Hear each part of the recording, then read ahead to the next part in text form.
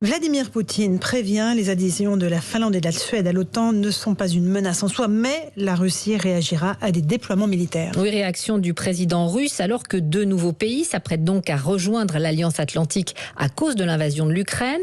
La Suède a officialisé sa candidature aujourd'hui. La Finlande l'avait déjà fait hier. Caroline Baudry, vous êtes notre envoyée spéciale à Helsinki où la session historique au Parlement se poursuit sans heurts. Oui, dans l'immense bâtiment à colonnes du centre d'Helsinki, les députés finlandais défilent à la tribune de l'hémicycle depuis ce matin. Une session parlementaire extrêmement calme et sans débat, note la députée Maï Kivela, puisque les élus sont quasi unanimes sur la volonté d'adhérer à l'OTAN, peu importe les déclarations russes du jour.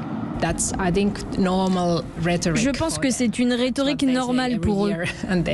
C'est ce qu'ils disent tous les ans à tous les pays qui prennent leur propre décision de rejoindre l'OTAN.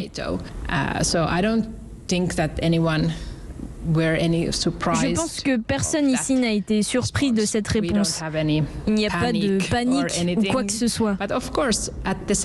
Mais bien sûr, il faut être honnête, ce n'est pas une décision sans risque.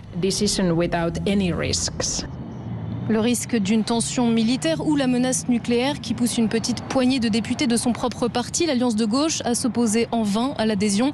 Les discours se poursuivront ici jusqu'à 2h du matin avant un vote historique demain ou mercredi. Caroline Baudry en direct d'Helsinki en Finlande et à l'instant la Turquie continue à jouer les troubles fêtes. Elle affirme qu'elle ne cédera pas sur l'adhésion de la Finlande et de la Suède à l'OTAN. Et puis tout un symbole, McDonald's quitte définitivement la Russie après 30 ans de présence. Dès mi-mars, les 850 restaurants du pays avaient fermé temporairement. McDo employait plus de 60 000 personnes.